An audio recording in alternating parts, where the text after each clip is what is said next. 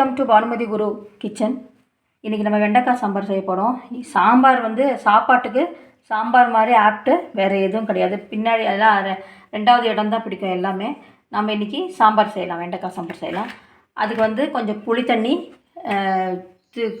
நெல்லிக்காய் அளவுக்கு ஊற போட்டு வச்சுருக்கேன். பருப்பு வந்து ஒரு 150 கிராம் பருப்பு வேக வச்சாச்சு. நல்லா குழகுழான்ட்டு நல்லா வேக வச்சாச்சு.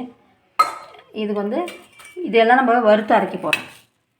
தனியா 2 டீஸ்பூன், 1 டீஸ்பூன் வந்து கடலைப்பருப்பு, ஒரு 5 மிளகாய். இதில் வந்து நம்ம குண்டூர் மிளகாயும் வேடிக்கை மிளகாயும் அந்த வேடிக்கை சில்லின்னு சொல்லிட்டு அதையும் சேர்த்து இது ரெண்டு அது 2 எடுத்து வச்சுருக்கேன். ஒரு அரை ஸ்பூன் வெந்தயம். இதெல்லாம் நம்ம வறுத்து அரைச்சிக்க போகிறோம். அதோட தேங்காயும் சேர்த்து நம்ம வந்து அரைச்சிக்க போகிறோம். இப்போ ஃபஸ்ட்டு வந்து நம்ம வெண்டைக்காயை கட் பண்ணிக்கலாம். வெண்டைக்காயை வந்து ஆக்சுவலாக புளிக்குழம்புக்கு ஒரு மாதிரியும் சாம்பாருக்கு ஒரு மாதிரியும் கட் பண்ணிக்கணும். இது வந்து நம்ம கொஞ்சம் சாம்பார்னால் கொஞ்சம் பெருசாக இவ்வளோ பெருசு நறுக்கிக்கலாம். இதெல்லாம் ஃபுல்லாத்தையும் நறுக்கிடலாம். ஸ்டவ் பற்ற வச்சாச்சு. இப்போ ஒரு வெண்டைக்காய் கட் பண்ணி வச்சுட்டு இது ஃபஸ்ட்டு வறுத்து அரைச்சி வச்சுக்கலாம். இப்போ வந்து ஒரு அரை ஸ்பூன் ஆயில் போதும். கொஞ்சமாக தான் ஆயில் போட்டிருக்கேன். இது தனியா, கடலைப்பருப்பு, வெந்தயம், மிளகாய் இதெல்லாம் அரைச்சிக்கலாம். சப்போஸ் கடலைப்பருப்பு இல்லை அப்படின்னா ஆப்ஷனல் அரிசி போட்டு கூட இதுக்கு வந்து நம்ம வறுத்துக்கலாம். கடலைப்பருப்புக்கு பதில் அரிசி கூட போட்டுக்கலாம். அப்போல்லாம் அரிசியெல்லாம் போடுவாங்க. அது வந்து ஒரு கெட்டித்தன்மை கொடுக்கறதுக்கு தான். கடலைப்பருப்புலையும் ஒரு அரிசிலையும் அதுலலாம் ஒன்றும் டேஸ்ட் வரப்போகிறது இல்லை. அது தனியா, வெந்தயம், மிளகாய் இதில் தான் டேஸ்ட்டு வரப்போகுது. இது வறுத்துட்டு கொஞ்சம் செவந்த உடனே தேங்காய் ஒரு 3 ஸ்பூன் போட்டுட்டு ஆஃப் பண்ணிடலாம். கொஞ்சம்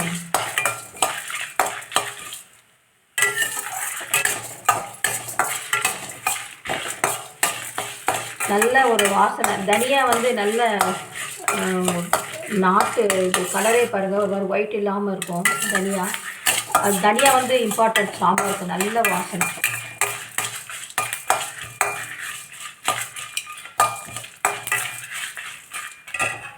இப்போது இதில் கொஞ்சம் ஒரு 3 டீஸ்பூன் அளவுக்கு தேங்காய் சேர்த்துடலாம்.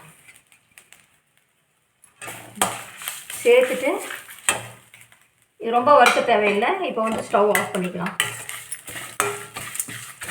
எல்லாம் ஆறுனப்புறம் நைஸாக அரைச்சி வச்சுக்கலாம் சாம்பாருக்கு. இப்போ நெக்ஸ்ட்டு திரும்ப ஸ்டவ் ஆன் பண்ணிவிட்டு இப்போ கொஞ்சம் எண்ணெய் விட்டுக்கலாம். நல்லா 1 ஸ்பூன் எண்ணெய் விட்டுட்டு இந்த வெண்டைக்காயை நல்லா வறுத்து எடுத்துக்கலாம்.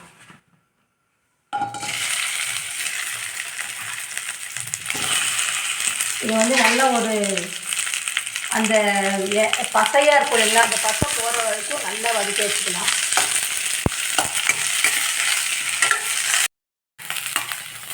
வெண்டைக்காயை இந்த அளவுக்கு வறுக்கணும். இந்த அளவுக்கு வறுத்துட்டு இதை வந்து நம்ம தனியாக எடுத்து வச்சிடலாம் ஃபஸ்ட்டு.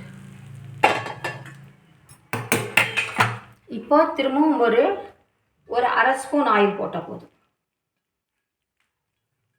ஒரு அரை ஸ்பூன், எல்லாமே நல்லெண்ணெய் தான் யூஸ் பண்ணிகிட்ருக்கேன்.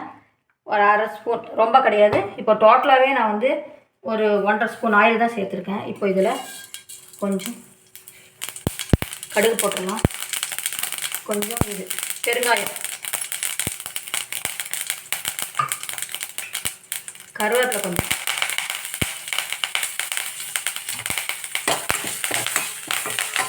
கருவேப்பிலை போட்டாச்சு. இப்போ வந்து கொஞ்சம் ஒரே ஒரு தக்காளி கட் பண்ணி இதில் வந்து மஞ்சள் பொடி ஆட் பண்ணிக்கலாம். ஒரு அரை ஸ்பூன் மஞ்சள் தூள். இது தக்காளி ஒன்று கட் பண்ணி வச்சுருக்கேன் நைஸாக. அதை கொஞ்சம் வதக்கிட்டு அதுக்கப்புறமா நம்ம வந்து கொஞ்சம் வதங்கட்டும். கொஞ்சம் இதுக்கு வந்து இதுக்கு மட்டும் தேவையான உப்பு போட்டுக்கிறேன். ஒரு 1/4 ஸ்பூன் உப்பு தான் போட்டிருக்கேன். இது 1 நிமிஷம் வதக்கி கொடுத்துட்டு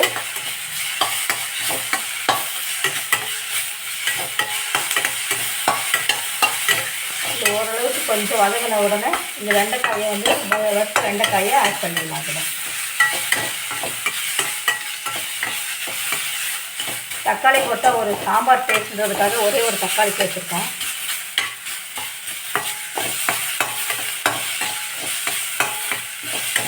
ஓரளவுக்கு வதங்கிடுச்சு தக்காளி. இப்போ வந்து இந்த வெண்டைக்காயை வறுக்க வேண்டிய வெண்டைக்காயை இப்போ ஆட் பண்ணிடலாம்.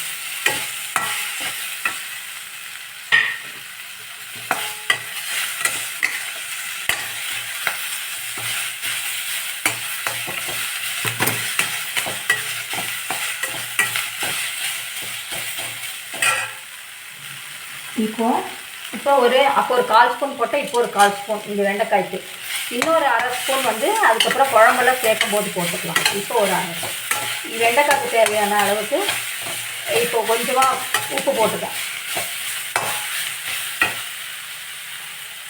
இப்போ நம்ம இதுக்கு தேவையான பருப்பு சேர்த்துடலாம். பருப்பு நல்லா வேக வச்சு வச்சுருக்கோம். இந்த பருப்புலேயுமே ஒரு தக்காளி வந்து நான் சேர்த்து வேக வச்சு வச்சுருக்கேன்.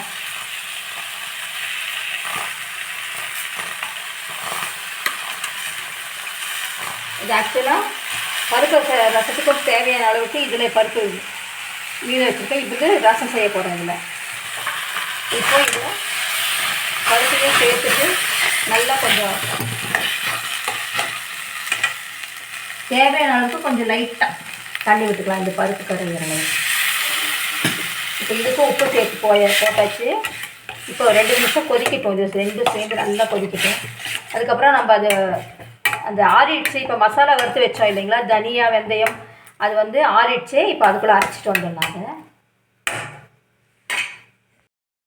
பருப்பும் காயும் நல்லா வெந்துடுச்சு. இப்போ நம்ம அந்த அரைச்சதை விட்டுடலாம். மசாலா பொடி போட்டு செய்யலாம், ஆனால் அது ஒரு டேஸ்ட்டு, இது ஒரு நல்ல டேஸ்ட். இது சூப்பராக இருக்கும். இப்போ ஆக்சுவலாக நிறைய பேர் இருந்தாங்கன்னு வச்சுக்கோங்களேன், இது நம்ம வறுத்து அரைக்கிற பொடியை வந்து கொஞ்சம் அதிகமாக வறுத்து அரைச்சோம்னா நல்லா நிறைய பேர் சாப்பிட்லாம்.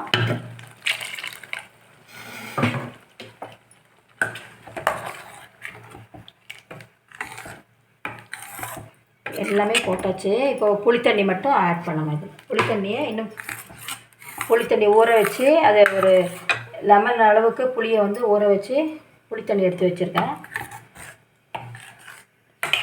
இப்போது இதை வந்து இதில் ஆட் பண்ண போகிறோம்.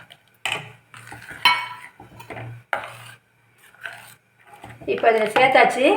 இப்போ என்ன பண்ண போகிறோன்னா, இதுக்கு ஆக்சுவலாக இன்னும் கொஞ்சம் உப்பு வந்து இதில் சேர்க்கணும். நான் வந்து போடுற உப்பையே இந்த ரெசிபிக்கு தேவையான உப்பையே 3ஆக டிவைட் பண்ணி வச்சுருக்கேன். தக்காளியில் கொஞ்சம் போட்டேன், கொஞ்சம் வெண்டைக்காய் வதக்கும் போது கொஞ்சம் போட்டேன். இப்போ வந்து குழம்பெல்லாம் கூட்டினதுக்கப்புறமா அது இன்னும் கொஞ்சம் போட்டுடுறேன். மொத்தமாக ஒரு 1½ டீஸ்பூன் உப்பு போட்டாச்சு. இப்போ இது வந்து நல்லா கொதிக்கட்டும். இந்த திக்னஸ் அதிகமாக இருக்குதுன்னு தோணுச்சுன்னா நம்ம கொஞ்சமாக தண்ணி கூட சேர்த்துக்கலாம். இதில் ஒருத்தருக்கு கொஞ்சம் திக்காக பிடிக்கும், ஒருத்தருக்கு கொஞ்சம் தண்ணியாக இருந்தால் பிடிக்கும். இதை போட்டாச்சு.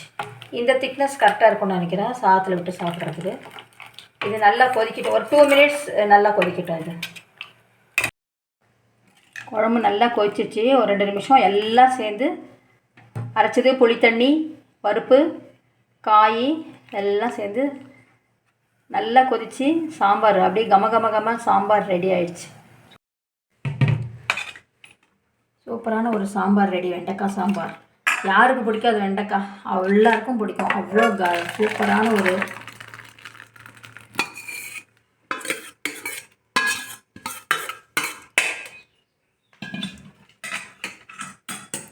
நல்ல சுவையான வெண்டைக்காய் சாம்பார். சுட வெண்டைக்காய் சாம்பார் சாதத்தில் விட்டு சாப்பிட்டா அவ்வளோ ஒரு டேஸ்ட்டாக இருக்கும். இதுக்கு ஒரு பொரியல் பண்ணிவிட்டு இல்லை அப்பளமோ எதை தொட்டுட்டு சாப்பிடும்போது இன்னும் ஒரு அதிகமான சுவையாக இருக்கும். இதே மாதிரி நீங்களும் சாம்பார் செஞ்சு லைக் பண்ணுங்கள், ஷேர் பண்ணுங்கள், கமெண்ட் பண்ணுங்கள், சப்ஸ்கிரைப் பண்ணுங்கள்.